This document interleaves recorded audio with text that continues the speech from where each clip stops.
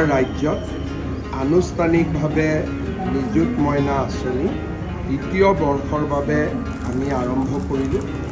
এই দ্বিতীয় বৰ্ষত কেন্দ্ৰীয় বিশ্ববিদ্যালয়সমূহৰ ছাত্ৰী আৰু প্ৰাদেশিকৃত মহাবিদ্যালয়ত সেল্ফ ফাইনেন্স স্কিমত যিসকল ছাত্ৰীয়ে পঢ়ি আছে তেখেতসকল আৰু কিছু সিলেক্টেড ভেঞ্চাৰ কলেজকো য'ত নেকি ছাত্ৰ ছাত্ৰীৰ সংখ্যা বহু বেছি তেনেকুৱা কলেজসমূহকো এই আঁচনিৰ আমি সুযোগ দিছোঁ। যোৱা বছৰ 1,60,000 ছাত্ৰী উপকৃত হৈছিল।